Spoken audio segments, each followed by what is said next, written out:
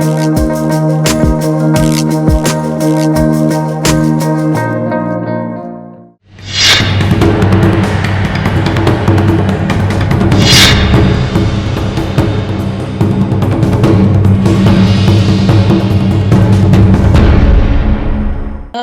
मु सुप्रिया 2026-27 आर्थिक वर्ष पई देशर बजेट उपस्थापित हो सारी ए संपर्क रे अनेक गुडी चर्चा आलोचना चली ए भितरे अनेक समीक्षा भी हो सारी को राज्य भाग्य कौन पड़िला एवं आम राज्य को कौन मिलिला ए संपर्कित अधिक आलोचना पई आम सहित पूर्वतन अर्थमंत्री तथा अर्थनीति समीक्षक आम सहित पंचानन कानून को रही पंचानन बाबू स्वागत करुच्ची आलोचना को जेतेबेले देशर बजेट आसे जो प्रकार उत्साह समस्त भितर रुहे विगत किछि वर्ष भितर से उत्साह रे टिके भट्टा पड़िथिबार मते अनुभव होउची आपण से संपर्क रे भी मत देबे एवं मोटामोटी आपण बजेट को केमिति देखुछंती।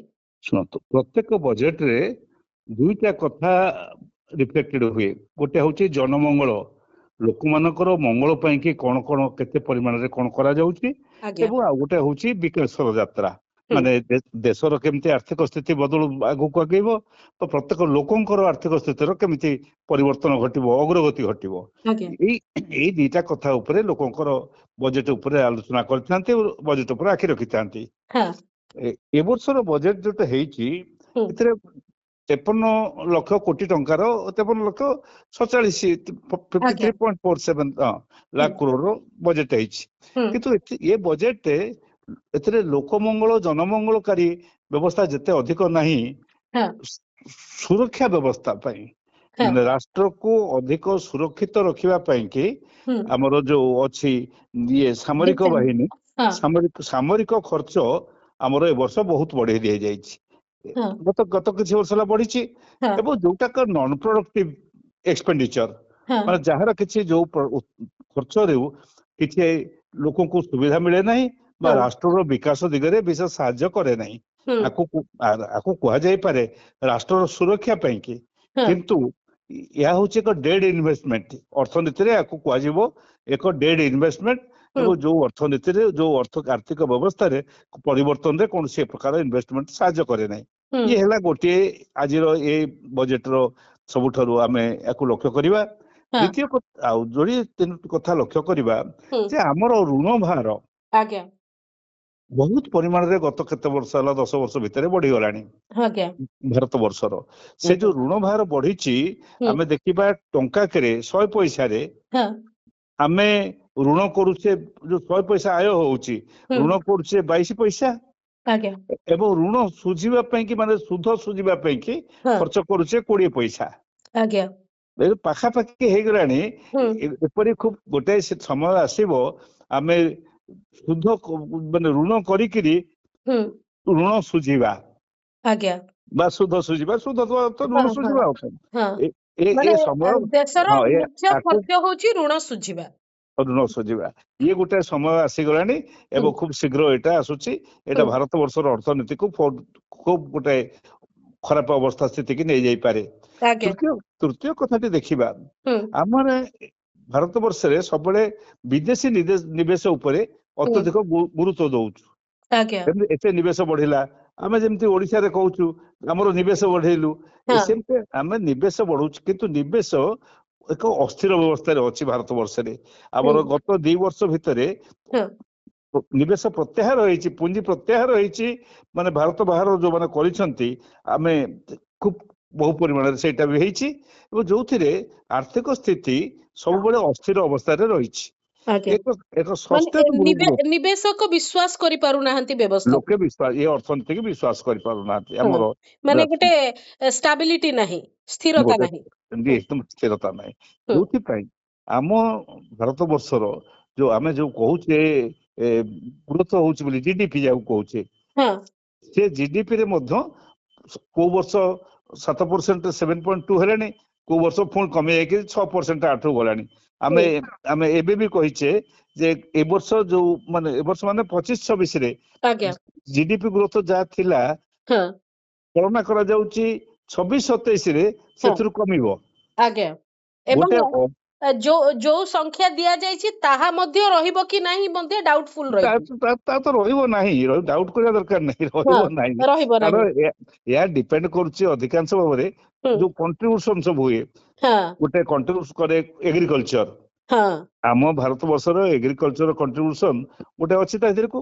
ହୁଁ ଆଉ ଗୋଟେ ହଉଛି ଆମର ମାନୁଫାକ୍ଚରିଂ ରୁ आज्ञा କଣ୍ଟ୍ରିବ୍ୟୁସନ, आज्ञा ଏମିତି ସବୁଥିରୁ ଅଛି।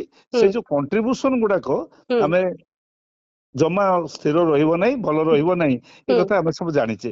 ଇଏ ହେଲା आज्ञा ଗୋଟିଏ କଥା ଜିଡିପି ଅସ୍ଥିର ହୁଁ ଆମ ଭାରତ ବର୍ଷରେ, ଏବଂ ତାକୁ ସ୍ଥିରତା ଆଣିବାରେ କୌଣସି ଉଦ୍ୟମ ନାହିଁ। ହୁଁ ଗୋଟିଏ କଥା କୁହାଯାଉଛି ହୁଁ ଯେ ହଁ, ଆମର ପୁଞ୍ଜି ଠୁଳ କରିବାରେ, ପୁଞ୍ଜି ବଢେଇବାରେ आज्ञा ଭାରତ ବର୍ଷ ବର୍ତ୍ତମାନ ଦ୍ରୁତ ଗତିରେ ଆଗେଇ ଚାଲିଛି ବୋଲି କୁହାଯାଉଛି। हां हां माने କିନ୍ତୁ विश्वर अस्थिरता भितर भारत द्रुततर तार अग्रगति करूछि बोली कुहा जाउछि। କୁହାଯାଉଛି, ହୁଁ କିନ୍ତୁ ସେଇଟାକୁ ଆମେ ଟିକେ ଯଦି ଭଲ କରି ଲକ୍ଷ୍ୟ କରିବା, ହଁ ଏଇ ଯୋଉ ପୁଞ୍ଜି ଠୁଳ ହଉଛି, ହୁଁ ଏହା ମାତ୍ର 1% ଲୋକଙ୍କ ହାତରେ ଠୁଳ ହଉଛି। आज्ञା ଏହା ଭାରତ ବର୍ଷର ଠୁଳ ହଉନାହିଁ। ଇଏ असमानता ଭାରତ ବର୍ଷ रहिछि, असमानता व्यवधान रहिछि। 1% ଲୋକଙ୍କ ହାତରେ ହଁ 41% ସମ୍ପତ୍ତି ठूଳ रहिछि। ଠୁଳ ହଉଛି। ହୁଁ ହୁଁ ହୁଁ ତ ଏଇ ଯୋଉ ବୈଷମ୍ୟ, ହଁ ଏ ବଜେଟ ଆହୁରି ବଢେଇବ, ଆଜ୍ଞା ବୁଝିହଉଛି। ହୁଁ ହୁଁ ଇନକମ ବୈଷମ୍ୟ ମଧ୍ୟ ଏ ବଜେଟ ବଢେଇବ। ହୁଁ ସମ୍ପତ୍ତି ବୈଷମ୍ୟ ବଢେଇବ, ହୁଁ ଇନକମ ବୈଷମ୍ୟ ବଢେଇବ। ଆଜ୍ଞା ମୁଁ ଟିକେ ଜାଣିବି ଆପଣଙ୍କ ଠାରୁ ଇକୋନୋମିକ ସର୍ଭେ ରିପୋର୍ଟ ଆସିଲା ପରେ ଆମକୁ ଗୋଟେ ସଂକେତ ମିଳେ ଯେ ସରକାର କୋଉ କୋଉ କଥାକୁ ସ୍ୱୀକାର କରୁଛନ୍ତି ଆହ୍ୱାନ ଗୁଡିକୁ ଏବଂ ତାକୁ ଆଧାର କରିକି ବଜେଟରେ କୋଉ ଦିଗକୁ ପ୍ରାୟୋରିଟି ଦେବେ। ହୁଁ ସରକାର ଯଦି ଭାବୁଛନ୍ତି ଯେ ରାଜ୍ୟ ମାନଙ୍କର ଚାପ ବଢିଛି, ଆର୍ଥିକ ଚାପ ବଢିଛି ଫ୍ରି ବିଜ୍ ଦ୍ଵାରା ଏବଂ ଯଦି ଅନଏମ୍ପ୍ଲୟମେଣ୍ଟ ଗୋଟେ ସମସ୍ୟା, ଯଦି ଯୁବ ମାନବ ସମ୍ବଳକୁ ଗୋଟେ ଦିଶା ଦେବା ପାଇଁ ତାଙ୍କ ପାଇଁ କିଛି ବହୁତ କିଛି କରିବାକୁ ପଡିବ, ସେଭଳି କିଛି ରିଫ୍ଲେକ୍ଟ କଲା କି କିଛି ପ୍ରତିଫଳିତ ହେଲା କି ଏ ବଜେଟରେ? ଯୋଉ ନାଇଁ ଗୁଡିକୁ ନିଜେ ଆହ୍ୱାନ ବୋଲି ସ୍ୱୀକାର କଲେ, ଅନେକ ଗୁଡିକୁ ତ ସ୍ୱୀକାର କରିନାହାନ୍ତି, କିନ୍ତୁ ଯେତିକି ବି ସ୍ୱୀକାର କଲେ ତାକୁ ମାନେ ପ୍ରତିଫଳିତ କରେଇଲେ କି ବଜେଟରେ? ନାଇଁ, ସେ ଯାହା ସ୍ୱୀକାର କରୁଛନ୍ତି ହୁଁ ତାକୁ ତାର ସମାଧାନ ପାଇଁ ହୁଁ ଏଥିରେ କୌଣସି ଆମେ ଦେଖିପାରିନାହିଁ। ହୁଁ ହୁଁ ଏକଥା ଆମେ ଦେଖିପାରିନାହିଁ। ତାର କାରଣ ହଉଛି, ତାର ପ୍ରଥମ ପ୍ରମାଣ ହଉଛି, ହୁଁ ଆମେ ଯୋଉ କଥା କହିଛେ ଯେ ଧର ଗୋଟେ ରାଜ୍ୟ ମାନଙ୍କର ଅର୍ଥନୈତିକ ଚାପ ପଡୁଛି କାହିଁକି? ହୁଁ ତାର କାରଣ ହଉଛି ରାଜ୍ୟ ମାନଙ୍କର ଯୋଉ ଆଗରୁ ଆଦାୟ କରୁଥିଲେ, ଟିକସ ଆଦାୟ କରୁଥିଲେ, ହଁ ହଁ ନିଜର ଆୟ ହଁ ବଢଉଥିଲେ, ସେ ହଁ ଆୟକୁ ଗତ କେତେ ବର୍ଷ ହେଲା ଜିଏସଟି ନାଁରେ ତାକୁ ଆଜ୍ଞା ସବୁ ମାନେ କେନ୍ଦ୍ର ନେଇଯାଇଛି, ହଁ କେନ୍ଦ୍ର ତା ହାତକୁ ମାନେ ନେଇଯାଇଛି। ଆର୍ଥିକ କେନ୍ଦ୍ରୀକରଣ ହେଇଯାଇଛି। ଆର୍ଥିକ କେନ୍ଦ୍ରୀକରଣ ଆଗରୁ ବିକେନ୍ଦ୍ରୀକରଣ ଥିଲା। ଆମ ସାମ୍ବିଧାନିକ ବ୍ୟବସ୍ଥା ହଁ ଅର୍ଥନୀତିକୁ ସୁନ୍ଦର ଭାବରେ ସଜେଇକି ରଖିଥିଲା। ହଁ ଆଉ ତାକୁ ବାକି ଯାହା ରହିଲା ସେ ଆକାରରେ ବି କେନ୍ଦ୍ର ପୁଲକୁ ଯାଉଛି। ଯାଉଛି, ଏବଂ ସମସ୍ତେ ବର୍ତ୍ତମାନ କେନ୍ଦ୍ରାଭିମୁଖୀ ହେଇଛନ୍ତି ହୁଁ ବା କେନ୍ଦ୍ର ଠାରୁ ହୁଁ କେନ୍ଦ୍ର ଉପରେ ଡିପେଣ୍ଡାଣ୍ଟ ହେଇଛନ୍ତି। ହଁ ସେଇ ଦୃଷ୍ଟିରୁ ଗତ ଯୋଉ ଇକୋନୋମିକ ସର୍ଭେ ହଁ କେନ୍ଦ୍ର ସରକାରଙ୍କୁ ସତର୍କ କରିଦେଇଥିଲା ଆଜ୍ଞା ସେତେବେଳେ ସେଗୁଡେ କାର୍ଯ୍ୟ କରିବାକୁ, କିନ୍ତୁ ଏ ବଜେଟରେ ସେପରି କିଛି କାର୍ଯ୍ୟ ନାହିଁ। ହୁଁ ଏଥିରେ ଆହୁରି ଅଧିକ କେନ୍ଦ୍ରୀୟ ଇଏ ବଢିବ, ଦୁର୍ବଳତା, ରାଜ୍ୟର ଦୁର୍ବଳତା ବଢିବ ହୁଁ ଏବଂ କେନ୍ଦ୍ର ଉପରେ ରାଜ୍ୟ ମାନଙ୍କର ଡିପେଣ୍ଡାନ୍ସ ନିର୍ଭରଶୀଳତା ବଢିବ। ଆଜ୍ଞା ନିର୍ଭରଶୀଳତା ବଢିବ। ଆଜ୍ଞା ପଞ୍ଚାନନ ବାବୁ ଯେତେବେଳେ ବଜେଟ ଆସେ ବଜେଟକୁ ବିଭିନ୍ନ ପ୍ରକାର ସମୀକ୍ଷା କରାଯାଏ। ମୁଁ ଜାଣିବାକୁ ଚାହେଁ ଯେ କେମିତି ବଜେଟର ବିଶ୍ଳେଷଣ ଦୁଇ ଭାଗ ହେଇଯାଏ। ଗୋଟିଏ ପକ୍ଷ କୁହନ୍ତି ବଜେଟ ଐତିହାସିକ ଏବଂ ଆଉ ଗୋଟିଏ ପକ୍ଷ କୁହନ୍ତି ବଜେଟ ନୈରାଶ୍ୟଜନକ। ମୁଁ ସେ ଦୃଷ୍ଟିରୁ ବି ଜାଣିବାକୁ ଚାହୁଁଛି ଯେ ଦୁଇଟି ସମ୍ପୂର୍ଣ୍ଣ ଭିନ୍ନ ଚିତ୍ର କେମିତି ଦିଆଯାଏ ଏବଂ ଯଦି ଆମେ ମିଡିଆର ମେନଷ୍ଟ୍ରିମ ମିଡିଆର ଚିତ୍ର ଦେଖିବା ତ ଆମକୁ ଲାଗିବ ଯେ ବଜେଟ ବାସ୍ତବିକ ଭାବରେ ଐତିହାସିକ। ବହୁତ ଭଲ ଶୁଣନ୍ତୁ, ଭଲ କଥା ଅଛି ତା ଭିତରେ, କିଛି ସେଥିରେ खुण ନାହିଁ, ଯାହାକୁ ବାଛୁଛୁ ଆମେ ସେଟା କିଛି खुण ନାହିଁ। ସେ ନାଇଁ ଦୃଷ୍ଟିରୁ ମୁଁ ନାଇଁ, ଟିକେ ଜାଣିବି ଆପଣଙ୍କର ମତ। ଯୁଗେ ଯୁଗେ ଆର୍ଥିକ ବ୍ୟବସ୍ଥାରେ ହୁଁ ଏଇ ପ୍ରକାର ମତ ପ୍ରକାଶ ପାଇଥାଏ। ହଁ ଗୋଟିଏ ସମୟରେ ହୁଁ ଆମେ ଲକ୍ଷ୍ୟ କରିବା, ହୁଁ କୌଟିଲ୍ୟଙ୍କର ଅର୍ଥନୀତି ଥିଲା, ହଁ ଚାଣକ୍ୟଙ୍କର। ହଁ ସେ କେମିତି ଭାବରେ ଆର୍ଥିକ ଇଏ କରିବେ, ଶୃଙ୍ଖଳା ରକ୍ଷା କରିବେ, ହୁଁ ସେ ବିଷୟରେ କୌଟିଲ୍ୟ ତାଙ୍କର ଦେଇଥିଲେ। ଆୟ ହୁଁ କେମିତି ବଢିବ, ରାଷ୍ଟ୍ରର ବ୍ୟୟ କେମିତି ଶୃଙ୍ଖଳିତ ହବ, ଏସବୁ କଥା କହିଥିଲେ। ହୁଁ ଠିକ ସେଇ ସମୟରେ ନନ୍ଦ ରାଜାଙ୍କର ଗୋଟେ ତତ୍ତ୍ୱ ଥିଲା। ଆଜ୍ଞା ସେ ନନ୍ଦ ରାଜାଙ୍କ ତତ୍ତ୍ୱ ହଉଛି ଯେ ମୁଁ ଭଲ ପିନ୍ଧିବି, ହଁ ଗୋଟେ ସୁନ୍ଦର ପୋଷାକ ପିନ୍ଧିବି, ହଁ ସୌଖିନ ସୌଖିନ ଇଏରେ ଜୀବନ ଯାପନ କରିବି। ହୁଁ ମୋ କଥା ବୁଝି ହଉଛି? ଆଜ୍ଞା। ଏଣୁ ଏ ଦିଟା ମତ ଏ ପ୍ରକାର ସବୁବେଳେ ଆର୍ଥିକ ବ୍ୟବସ୍ଥାରେ ଥାଏ। ଆଚ୍ଛା, ଯୋଉମାନେ ଓଡିଶା ଆମର କଣ ପାଇଲା? ଓଡିଶା ଯୋଉ ପାଇଲା ବୋଲିକିରି ମୋର ବୋଧ ହୁଏ ଖଣି ନଥିଲେ ଓଡିଶାର ନାଁ ବି କେହି ଧରୁ ନଥାନ୍ତେ। ନାଇଁ ସ୍ପଷ୍ଟ ହେଇଯାଇଛି ହୁଁ ଓଡିଶାରେ ଥିବା ଖଣି ଖାଦାନକୁ ହୁଁ କେତେ ଦ୍ରୁତ ଗତିରେ ହଁ ଏଠୁ ଲୁଟ କରି ନିଆଯିବ, ହଁ ସେଥିପାଇଁ ସବୁ ବ୍ୟବସ୍ଥା ହେଇଛି। ଗୋଟିଏ କରିଡର ତିଆରି ହେଇଛି, ରେୟାର ଅର୍ଥ କରିଡର। ହଁ ପାରାଦୀପ ବନ୍ଦର ଆଉ ଖଣିଜ ଅଞ୍ଚଳକୁ ନେଇକିରି ହୁଁ ଆମେ ଲକ୍ଷ୍ୟ କରିନାହିଁ। ହୁଁ ଗୋଟେ ଇଏ କରିଡର ତିଆରି ହେଇଛି, ଟ୍ରାନ୍ସପୋର୍ଟ କରିଡର ଯୋଉ, ଆଜ୍ଞା, ରେୟାର ଅର୍ଥ କରିଡର ଗୋଟେ ଗୋଟେ ଜଳପଥ କଥା କୁହାଯାଉଛି। ଆଉ ଗୋଟେ ଜଳପଥ ବି ହେଇଛି। ହୁଁ ତାଙ୍କୁ ଅଣ୍ଟିଲା ନାହିଁ ଯେ ଟ୍ରେନ ରେ ବୁହାଇକିରି ନବା, ହଁ ସେ ପାଇଁ। ଟ୍ରକରେ ବୁହାଇକି ନବା ହେଲା ନାହିଁ। ହୁଁ ବର୍ତ୍ତମାନ ଆସିଲା ଜଳପଥରେ ବି ଆମେ ବୁହାଇକି ନବା। ହୁଁ ହୁଁ ଏଣୁ ଓଡିଶାର ହୁଁ ସବୁଠାରୁ ବଡ ସମ୍ପତ୍ତି ଯାହା ଓଡିଶାର ମା ଲୁଚେଇକି ରଖିଥିଲା ମାଟି ତଳେ, ହଁ ଉପରେ ରଖିଥିଲା ବହୁତ ଆଜ୍ଞା। ଫସଲ ରଖିଥିଲା, ଜଙ୍ଗଲ ରଖିଥିଲା, ଉପରେ ରଖିଥିଲା, ହୁଁ କିନ୍ତୁ ଭିତରେ ବହୁତ ମୂଲ୍ୟବାନ ସମ୍ପତ୍ତି ରଖିଥିଲା। ହୁଁ ହୁଁ ସେ ହୁଁ ମୂଲ୍ୟବାନ ସମ୍ପତ୍ତି କଲୋନିଆଲ କନସେପ୍ଟରେ, ହୁଁ ଔପନିବେଶ ଅର୍ଥନୀତିରେ ସେମାନେ ସମସ୍ତେ ଖୋଳିକିରି ଶୋଷଣ କରିବାରେ ଲାଗିଛନ୍ତି।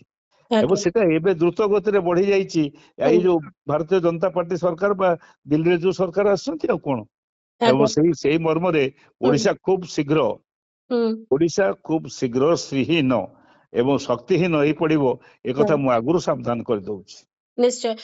କିନ୍ତୁ ସମୃଦ୍ଧ ଓଡିଶା ଗଠନରେ ସହାୟକ ହେବ ବୋଲି ଆମର ମୁଖ୍ୟମନ୍ତ୍ରୀ କହିଛନ୍ତି ବଜେଟ। ମୁଖ୍ୟମନ୍ତ୍ରୀ ମୁଖ୍ୟ ଏବଂ ସେଇ କୋଣାର୍କ ଭିତରେ ହିଁ ଆମେ ସୀମିତ ହେଇଗଲେ। ଆମର ବୁଦ୍ଧିଷ୍ଟ କରିଡର ପର୍ଯ୍ୟନ୍ତ କଥା ଯାଉନି, ଆମର ଆଉ କୌଣସି ଜାଗାକୁ ଏକ୍ସପ୍ଲୋର କରିବା ପର୍ଯ୍ୟନ୍ତ କଥା ଯାଉନି। ଆମର କେବଳ ଖଣିଜ ହିଁ ଏକ୍ସପ୍ଲୋର ହବ, ଆଉ ତାରି ଦେହରେ ଯାହା କିଛି ମୁଁ ହବ। ମୁଁ ଗୋଟିଏ କଥା ପଚାରୁଛି, ସେ ବୁଝିଛନ୍ତି କି ନାହିଁ ହୁଁ ମୁଁ କହିବି ନାହିଁ। ମାନେ ତାଙ୍କୁ ଅଜ୍ଞ ଇଏ କହିବି ନାହିଁ, ମୂର୍ଖ ବୋଲି ବି କେବେ କହିବି ନାହିଁ, କାରଣ ମୁଖ୍ୟମନ୍ତ୍ରୀ ହେଇଛନ୍ତି, ହୁଁ ଯେ ସୌଭାଗ୍ୟ ଆମ ପାଖରେ କେବେ ବି ଜୁଟି ନଥିଲା। ହଁ କିନ୍ତୁ କିନ୍ତୁ ହଁ ଏଇ ଯୋଉ ହଁ ଜଳପଥଟାର ଆମର ବିଶେଷତ୍ୱ ଥିଲା ହୁଁ ଯେ ସମୁଦ୍ରକୁ ପାରାଲାଲ କରିକିରି ହୁଁ ତଳ ଅଞ୍ଚଳରେ ସବୁ ନଈକୁ ସଂଯୋଗୀକରଣ କରାଯିବ। ହଁ ହୁଁ କରାଗଲେ କଣ ହବ, ତଳ ଅଞ୍ଚଳକୁ ଯୋଉ ପାଣି ଯାଉନାହିଁ କେନାଲ ପାଣି ଉପର ମୁଣ୍ଡରୁ, ହଁ ତାହା ଯିବା ଦରକାର ନାହିଁ। ହଁ ଏବଂ ତଳ ପାଣିଟା ମାନେ ଆମର ମଧୁର ପାଣି ଆମେ ପୁଣି ଫସଲକୁ ଯୋଗେଇ ପାରିବା। ହଁ ମାନେ ଦ୍ୱିତୀୟ କଥା ହେଲା, ଯୋଉ ନିଅଣ୍ଟିଆ ସ୍ଥିତି ରହିଛି ସେ ନିଅଣ୍ଟିଆ ସ୍ଥିତି ଭରଣା ପାଇଁ ଆମର ଗୋଟେ। ହଁ ଆଉ ଗୋଟେ ଥିଲା ଭରସା, ହୁଁ ଯେ ସେ କେନାଲ ସିଷ୍ଟମ ଟା ହେଲେ ହଁ ଆମର ଯୋଉ ଲୁଣି ପାଣି ହଁ ସମୁଦ୍ରର ହଁ ମାଟି ତଳେ ପଶି ଆସୁଛି ଭିତର ଅଞ୍ଚଳକୁ, ହଁ ସେ ଲୁଣି ପାଣି ଆଉ ପଶି ଆସିବ ନାହିଁ, ମଧୁର ପାଣି ତାକୁ ଚପେଇକି ରଖିବ। ଆଜ୍ଞା ମୋ କଥା ବୁଝି ହେଲା? ଆଜ୍ଞା ଏକ ବିଜ୍ଞାନ ସମ୍ମତ କଥା। ଦ୍ୱିତୀୟ କଥା, ହୁଁ ତୃତୀୟ କଥାଟି ହେଲା, ଗୋଟେ ପର୍ଯ୍ୟଟନ ଆମ ଭାରତ ବର୍ଷ ଓଡିଶାରେ ହୁଁ ପର୍ଯ୍ୟଟନ କ୍ଷେତ୍ରଟା ବ୍ୟାପକ ହବ ସମୁଦ୍ର କୂଳବର୍ତ୍ତୀ ଅଞ୍ଚଳରେ। ହଁ କିନ୍ତୁ ଏ ତିନିଟି ଯାକ କିଛି ହବାର ଏଥିରେ ନାହିଁ। ଏଇ ଯୋଉ ଆଜ୍ଞା ହଉଛି, ହୁଁ ହବାକୁ ଯାଉଛି ଯୋଉ, ଆମର ତ ଖଣି ଶିଳ୍ପ ଆଉ ବନ୍ଦରକୁ ଯୋଡିବ କେବଳ ଜାତୀୟ ଜଳମାର୍ଗ। ଖଣିକୁ କେତେ ପରିମାଣରେ ଖଣି ଖୋଳିକିରି ନେବେ, ହଁ ଟାଣିକିରି ନେବେ, ହଁ ତାହା ହିଁ ହଉଛି ସର୍ବମୋଟ କଥା। ଆଜ୍ଞା। ଆଉ ଗୋଟିଏ ପ୍ରସଙ୍ଗ ଜାଣିବି, କେନ୍ଦ୍ର ରେଳମନ୍ତ୍ରୀଙ୍କର ପ୍ରେସମିଟ୍ ତ ସରିସାରିଛି। ଓଡିଶା ପାଇଁ 10,928 କୋଟି ଟଙ୍କା ରହିଛି। ସବୁଥର ଆମେ ଦେଖୁଛୁ ଯେ ପରିମାଣ ଟଙ୍କା ଆକାରରେ ଯେତେବେଳେ ଶୁଣୁଛୁ ଆମକୁ ଲାଗୁଛି ଯେ ପୂର୍ବ ଅପେକ୍ଷା ପରିମାଣ ବଢୁଛି, କିନ୍ତୁ ଆମେ ସମସ୍ତେ ଭଲ ରକମ ଜାଣିଛେ ଯେ ବହୁତ ଗୁଡେ ପୁରୁଣା ପ୍ରୋଜେକ୍ଟ ରହିଛି। ସେ ପ୍ରୋଜେକ୍ଟ କଷ୍ଟ ବର୍ଷ ପରେ ବର୍ଷ ବଢି ଚାଲିଛି ଏବଂ ତାହା ସରୁ ନାହିଁ।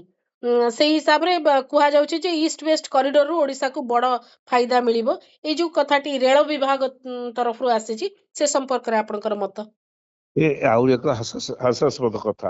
ହୁଁ ଗତ 14 ବର୍ଷର, ହୁଁ ମାନେ 14 ମସିହାରୁ 24 ମସିହା 25 ଭିତରେ ହଁ ଆମେ ଯଦି ଦେଖିବା, ହୁଁ ଏହା ନିଶ୍ଚିତ ଆମେ ଖୁସି ହବା ଯେ ରେଲୱେ ବଜେଟରେ ହଁ ବହୁତ ଅର୍ଥ ବରାଦ ହେଇଛି। ଆଜ୍ଞା କିନ୍ତୁ କୌଣସି ବର୍ଷ ହଁ 60-65% ହୁଁ ଅଧିକ ଅର୍ଥ ବ୍ୟୟ ହେବାର ଆମେ କେବେ ଦେଖିଲୁ ନାହିଁ। ହୁଁ ଏବଂ ତାର କୁହାଯାଉଛି, ତା ଉପରେ ଯେମିତି ଆଗରୁ କୁହାଯାଉଥିଲା କମ ଅର୍ଥ ଦଉଥିଲେ, ହଁ କୁହାଯାଉଥିଲା ଆମେ ବଢି ଚାଲିଲା ପରେ ଆଉ ଦିଆଯିବ।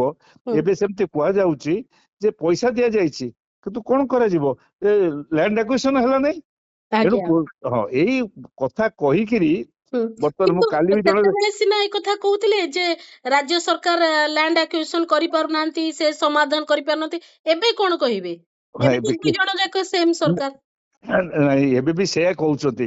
କାଲି ଜଣେ ବିଜେପି ନେତା ହଁ ଜଣେ ଗୋଟାଏ ଜାଗାରେ ମୋ ସାଙ୍ଗରେ ଟିଭିରେ ବସିଥିଲେ, ସେ ଆଜ୍ଞା ଏକ୍ଜାକ୍ଟଲି ସେୟା କହିଲେ ଇଏ ହେଇପାରୁନାହିଁ, ଆମର ଜମି ସଂଗ୍ରହ ହେଇପାରୁନାହିଁ, ଭୂମି ଗ୍ରହଣ ହେଇପାରୁନାହିଁ, ମାନେ ଏକା ନା କଥା କହୁ ଆଉ ମାନେ ସମସ୍ୟା। ସିଏ ତ କରିପାରୁନଥିଲେ, ଏଠି ଏଇଲେ କାହିଁ ଅସୁବିଧା ନାଇଁ ହଉଛି? ନାଇଁ, ଇଏ ଡବଲ ଇଞ୍ଜିନ ଛାଡି ଟ୍ରିପଲ ଇଞ୍ଜିନ ହେଲେ ମଧ୍ୟ ହୁଁ ଏକ୍ସକ୍ୟୁଜ, କାରଣ ଏମାନେ ଅଯୋଗ୍ୟ ଅସଫଳତାକୁ ଅନ୍ୟ ମୁଣ୍ଡରେ ଧୋଇବା ପାଇଁ କି ହୁଁ ଆଙ୍କର ସବୁବେଳେ ଉଦ୍ୟମ ଆଙ୍କର ଚାଲିଛି। ହୁଁ ହୁଁ ହୁଁ ଆଉ ଗୋଟେ କଥା ଜାଣିବି, ଯେହେତୁ ଭାରତ ଏବେ ମଧ୍ୟ ଗୋଟେ କୃଷି ପ୍ରଧାନ ଦେଶ ଏବଂ ପରୋକ୍ଷ ଓ ପ୍ରତ୍ୟକ୍ଷ ଭାବରେ ବହୁତ ଲୋକଙ୍କର ସେଇ କୃଷି ଉପରେ ଭରସା, ଏବଂ ଦେଶର ସବୁଠୁ ଆହ୍ୱାନ ଭରା କୋଭିଡ ଭଳିଆ ସମୟରେ ମଧ୍ୟ ସେଇ କୃଷି ହିଁ ସହାୟକ ହେଇଛି। ସେ କ୍ଷେତ୍ରକୁ ଯାହା ଗୁରୁତ୍ୱ ମିଳିବା କଥା ଏ ବଜେଟରେ ମିଳିଲା କି?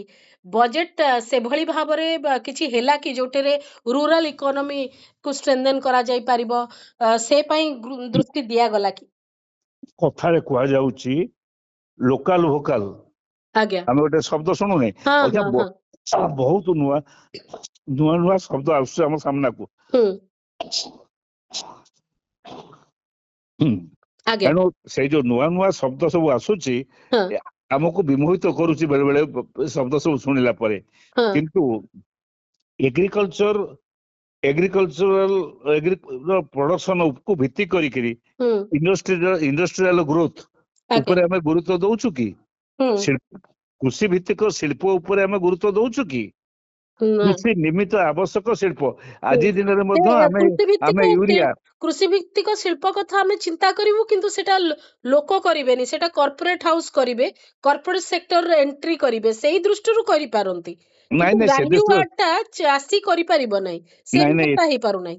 ଏଥିରେ କର୍ପୋରେଟ ହାଉସର ବେଶୀ ଲାଭ ହବ ନାହିଁ, ସେ ହଁ ଏ ଦିଗରେ ପଶୁନାହାନ୍ତି। ହୁଁ ଏଥିରେ କେବଳ କର୍ପୋରେଟ ହାଉସକୁ ଇଣ୍ଟ୍ରୋଡ୍ୟୁସ କୋଉଠି କରାଯାଉଛି ନା ହଁ ଆକୁ ମହଜୁତ ରଖିକି ବିକ୍ରି କରିବା ପାଇଁ ସ୍ମାର୍ଟ ବଜାର, ହଁ ହଁ ବଜାରଟାକୁ କଣ୍ଟ୍ରୋଲ କରିବା ପାଇଁ ଆଜ୍ଞା କର୍ପୋରେଟ ହାଉସକୁ ବ୍ୟବହାର କରାହଉଛି। ମଲ୍ କିନ୍ତୁ କନସେପ୍ଟ ଭିତରେ। କିନ୍ତୁ କୃଷିକୁ ହୁଁ ଏଇ ଦେଖେଇ ନେବା, ଆମର ଗୋଟେ ୟୁରିଆ ସାରର ଆବଶ୍ୟକତା ଅଛି। ହଁ ଆମେ ଯଦି ଅର୍ଗାନିକ ଇନଅର୍ଗାନିକ କଥା କହିବା, ହଁ ତାହେଲେ ଆମେ ବର୍ତ୍ତମାନ ନିର୍ଭର କରୁଛୁ ୟୁରିଆ ସାର ଉପରେ। ଆଜ୍ଞା ଆମେ ଆମେ ବଦଳେଇ ଦେଲେ ଆମେ ଯିବା ଖତକୁ ଯିବା, ଅଲଗା ହଁ କଥା। ସେଥିପାଇଁ କିନ୍ତୁ ତ ପୁଣି 3-4 ବର୍ଷ ସମୟ ଦରକାର, ତା ପୂର୍ବରୁ କଣ ଦରକାର, ପ୍ରସ୍ତୁତି ଦରକାର। କିନ୍ତୁ ଆଜ୍ଞା ବର୍ତ୍ତମାନ ୟୁରିଆ ସାର ପାଇଁ କି ହୁଁ ଆମର କିଛି ଉଦ୍ୟମ ଅଛି କି? ଏ ବଜେଟରେ ଅଛି ବା ସରକାରଙ୍କର କିଛି ଉଦ୍ୟମ ଅଛି କି? ସେମିତି ହୁଁ କିଛି ନାହିଁ। ହୁଁ ଏଣୁ ଆକୁ ଆମେ ଆମଦାନୀ କରୁଛୁ। ହୁଁ ଦୁଇଟା କଥା ହଉଛି, ସବୁବେଳେ ମନେ ରଖିବା, ବିକାଶ କଥା କହିଲା ବେଳେ ହୁଁ ଆମର ଆମଦାନୀ କମ ଆଜ୍ଞା ହବ, ହଁ ରପ୍ତାନୀ ବେଶୀ ହବ। ସେ ଆଡକୁ ମନ ଦବା ଦରକାର। ଆମର ରପ୍ତାନୀକୁ ବେଶୀ ମାନ୍ୟତା ଦବା ଏବଂ ଆମଦାନୀ କମ ହବ, ହୁଁ ତାହେଲେ ଯାଇ ଆମେ ଜାଣିବା ଯେ ଆମେ ସମୃଦ୍ଧ ହେଲେଣି ବୋଲିକିରି। ହୁଁ ମୋ କଥା ବୁଝି ହେଲା? ଆଜ୍ଞା କିନ୍ତୁ ଆମେ ଏଇ ଯୋଉ ଇକୋନୋମିକ ସର୍ଭେକୁ ଦେଖିବା, ହଁ ଆମର ଆମଦାନୀ ବେଶୀ, ରପ୍ତାନୀ କମ ହୁଁ କମ। ସେ ଯୋଉ ଗୋଟେ ଆଜ୍ଞା ଗୀତ, ସିନେମାର ଗୀତ ଥିଲା, ହୁଁ ହଁ, ଆମ୍ ରୂପେ ହଁ ରୂପାଇ आमदनी ଆଠନା, ଆଠନି ଖର୍ଚ୍ଚ रुपया। ହଁ, ଇଏ ସେଇ ସେଇ ସେଇଭଳିଆ। ତ ସେଇ ସଂସ୍କାର, ସମ୍ପୃକ୍ତି, ସଂକଳ୍ପ ଏସବୁ ନୂଆ ନୂଆ ଶବ୍ଦ ଶୁଣିବାକୁ ମିଳିଲା, ଏବଂ ବଜେଟ ଗୋଟିଏ ବର୍ଷ ପାଇଁ ହଉନି, ବଜେଟ ପୁରା 2047 କୁ ଲକ୍ଷ୍ୟ ରଖିକିରି ହଉଛି।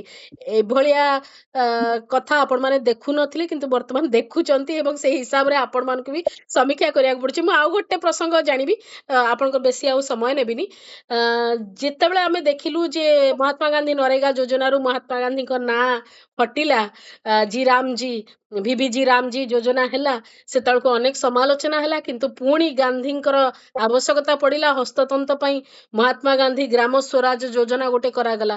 ଗାନ୍ଧୀଙ୍କୁ କାଟିଥିଲେ, ପୁଣି ଗାନ୍ଧୀଙ୍କୁ ସାମିଲ କରିବା ପାଇଁ ବାଧ୍ୟ ହେଲେ। ନାଇଁ, ତାଙ୍କର ଗାନ୍ଧୀକୁ କାଟିବାର ପ୍ରବଳ ଇଚ୍ଛା, ହଁ କିନ୍ତୁ ଯୋଉ ଲୋକ ବିରୋଧ ହଉଛି, ଜନତାର ଯୋଉ ବିରୋଧ ହଉଛି, ଆଜ୍ଞା ତାକୁ ଲୁଚେଇବା ପାଇଁ କି, ମାନେ ହୁଁ ସେ ତାଠାରୁ ଦୂରେଇକି ରହିବା ପାଇଁ କି ହୁଁ ଆଉ ଗୋଟେ ଗୋଟେ ନୂଆ ସ୍କିମ ତିଆରି କରିଦଉଛନ୍ତି, ସାମ୍ନାକୁ ଆଣୁଛନ୍ତି। ହୁଁ ଯେମିତି ହୁଁ ସମାଲୋଚନା କରିବାକୁ ଗଲାବେଳେ ସେ କହିବେ ଏଇଟା ଗାନ୍ଧୀଙ୍କ ପାଇଁ ଆମେ ନୂଆ ଯୋଜନା କଲୁ। ଗାନ୍ଧୀ ଯୋଉ ଯାହା ଉପରେ ବେଶୀ କହୁଥିଲେ, ଆମେ ହୁଁ ତାକୁ ନେଇକି ଯୋଜନା କଲୁ। ହୁଁ ଏଇ କଥା କହିବା ପାଇଁ କି ତାଙ୍କୁ ସୁଯୋଗ ଦିଆଯାଉଛି, ସୁଯୋଗ ସୃଷ୍ଟି କରୁଛନ୍ତି, ଆଉ କଣ?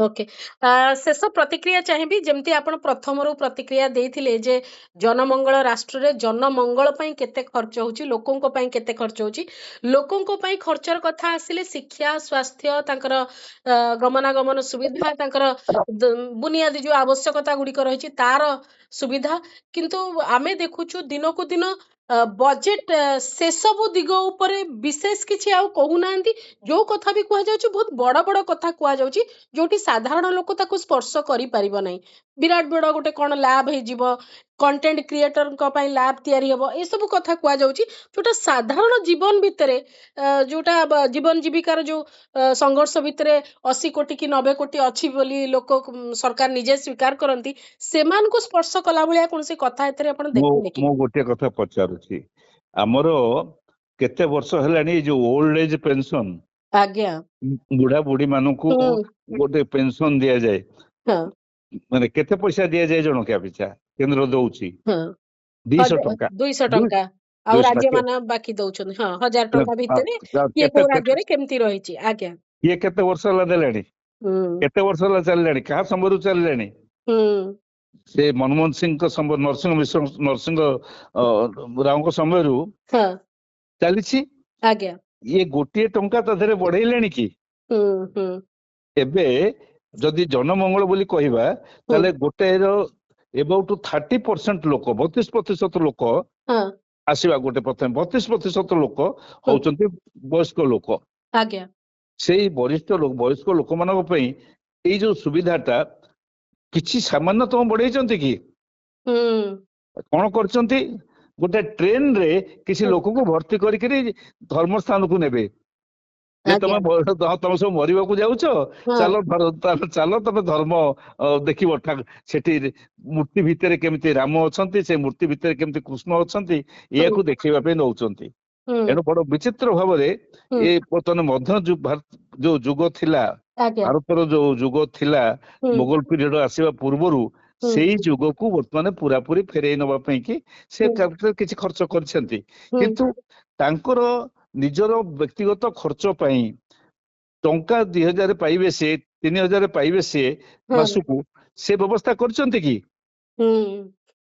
करछंती बिल्कुल ए बजेट कोन से नाही ए बजेट नाही एडो सेई सब दृष्टि रु सेतिर तो नाही स्वास्थ्य को पूरा पूरी टेकी देले क्या को टेकी देले ए कॉर्पोरेट हाउस मानकू बड़ बड़ स्वास्थ्य व्यवसायी मानक हाथ को टेकी देले टेकी देई किरी तांकर सुविधा पई कि जो कोन देखा जाउची बजेट से बजेट रो एक मुख्य अंश होउची इंश्योरेंस बाबत टंका हां से जो स्वास्थ्य बीमा तांका से पैसा जाक तांका से कॉर्पोरेट हाउस मानक हाथ को चल जाउची माने पब्लिक सेक्टर व्यवस्था गुडी को आउ मजबूत हेकरी रहिबो नाही परवर्ती समय रे सरकारी स्वास्थ्य केंद्र रो अवस्था अत्यंत रुग्ण और खराब अवस्था को जाइछि सरकारी पाठ पढ़ार व्यवस्था अत्यंत खराब को जाइछि एवं आमे समस्त देखुचे से जो सरस्वती शिशु मंदिर थारु आरंभ कर जेते अछि सेई मानक पाखरे पिला वर्तन जमी के रहिलेनी माने राष्ट्र रो पैसाटा राष्ट्र रो एसेट थियरी रे लागू नाही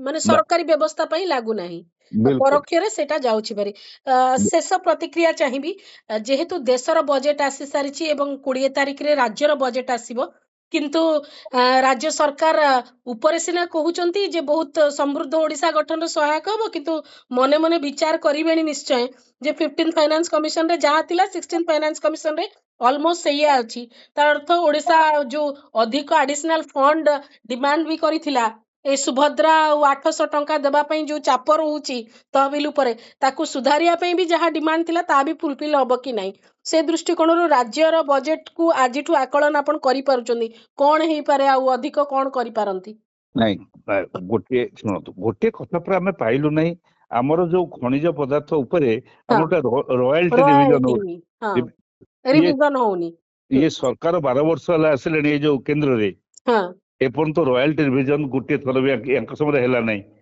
12 वर्ष हलानी हमर रॉयल्टी रिविजन हेला नाही मो कथा बुझेला एनो आमे पाइबार हक जहा से हक हरैछु आमे कोइला बाबत रे हमठो दुई नैचंती 400 टका लेखा पर टन करिकरी से सदाय करचंती ଆଜ୍ଞା। ସେଥିରୁ ତ ଗୋଟେ ପଇସା ପାଇଲୁ ନାହିଁ, ହୁଁ କିନ୍ତୁ ଆମ ହକ୍ ମଧ୍ୟ ଆମେ ପାଇଲୁ ନାହିଁ, ରାଜଭାଗ ଯୋଉଟା ପାଇବା କଥା ତାକୁ ହୁଁ ପାଇଲୁ ନାହିଁ। ହୁଁ ଏଣୁ କେନ୍ଦ୍ର ଠାରୁ ଆମେ ପାଇନାହୁଁ, ପାଉନାହୁଁ ବର୍ତ୍ତମାନ, ଏବଂ ଏ ଡବଲ ଇଞ୍ଜିନ ସିଷ୍ଟମରେ ଆହୁରି ଅଧିକରୁ ଅଧିକ ହରେଇ ବସିବୁ। ଆଜ୍ଞା। କିନ୍ତୁ ଖଣି ଖାଦାନ ଉପରେ ଓଡ଼ିଶାର ନଜର ରହିଛି, କିନ୍ତୁ ତା ଦ୍ୱାରା ଆମେ ଖଣି ଖୋଳା ପରେ ଆଉ ଯୋଉ ପ୍ରକାରର ସେଠି ଆହ୍ୱାନ ରହୁଛି ଜଳବାୟୁକୁ ନେଇକିରି, ତା ଉପରେ ବିଶେଷ କୌଣସି ଧ୍ୟାନ ନାହିଁ, ନା ଦେଶର ଜଳବାୟୁ ପରିବର୍ତ୍ତନ ଯୋଉ ରହିଛି ତାକୁ ନେଇ କ୍ଲାଇମେଟ୍ ଚେଞ୍ଜକୁ ନେଇକିରି ଯୋଉ ପ୍ରକାର ଆହ୍ୱାନ ରହିଛି ତାକୁ ମିଟିଗେଟ୍ କରିବା ପାଇଁ କିଛି ବ୍ୟବସ୍ଥା ନାହିଁ କି, ରାଜ୍ୟ ପାଇଁ ଖଣି ସମୃଦ୍ଧ ଗୋ- ରାଜ୍ୟ ଗୋ- ଗୁଡ଼ିକର ଯୋଉ ଆହ୍ୱାନ ରହୁଛି ତା ପାଇଁ ଗୋଟିଏ କିଛି ନାହିଁ? ଗୋଟିଏ ପକ୍ଷରେ କୁହାଯାଇଛି ହୁଁ 2047 ବେଳକୁ ହୁଁ ଆମେ ଏକ ଅଦ୍ଭୁତ ଭାରତ ଦେଖିବୁ, ବିକଶିତ ଭାରତ କି ବିକ୍ଷିପ୍ତ ଭାରତ ହୁଁ ଆମେ ଦେଖିବାକୁ ଯାଉଛୁ। ହଁ ମୁଁ ତ ବଞ୍ଚିବି ନାହିଁ, ଭଗବାନ ସୁପ୍ରିୟା ତମକୁ ବୟସ ଦିଅନ୍ତୁ, ତମେ ସେତେବେଳେ ଦେଖିବ ଏ ଭାରତଟା କଣ ଥିବ। ଆଉ ଗୋଟିଏ ବର୍ତ୍ତମାନ ଏବେ ବାହାରିଲାଣି, ହୁଁ ସାଇଣ୍ଟିଷ୍ଟ ମାନେ କହିଲେଣି ଆଜ୍ଞା 2050 ବେଳକୁ ହୁଁ ଭାରତ ବର୍ଷ ଏକ ବିକଳାଙ୍ଗ ଦେଶ ହେଇକି ପରିଣତ ହବ, କାରଣ ଆର ଜଳବାୟୁ ଅତ୍ୟନ୍ତ ଉତ୍ତପ୍ତ ଥିବ ହୁଁ ସେତେବେଳକୁ। ହୁଁ ଏ କଥା ଆଉ ଗୋଟେ ଦିଗ କହିଲାଣି। ହୁଁ ଏଣୁ ଏଣୁ ଏ ସବୁ ଦିଟା ଯାକ କଥା ଆମେ ସାମ୍ନାରେ ଦେଖୁଛେ, କଣ ହବ ଭଗବାନଙ୍କୁ ଛାଡ଼ିଦେବା। ଆଜ୍ଞା। ବହୁତ ବହୁତ ଧନ୍ୟବାଦ ପଞ୍ଚାନନ ବାବୁ, ଏତିକ ସମୟ ଦେଲେ ଏବଂ ବଜେଟ ସମ୍ପର୍କିତ ଆପଣଙ୍କର ମତ ରଖିଲେ। ଆମେ 2026-27 ଆର୍ଥିକ ବର୍ଷ ପାଇଁ ଦେଶର ବଜେଟ ସମ୍ପର୍କରେ ଚର୍ଚ୍ଚା କରୁଥିଲେ। ଏହି ସ୍ୱତନ୍ତ୍ର ଆଲୋଚନାକୁ ଏଇଠି ରଖୁଛି। ନମସ୍କାର।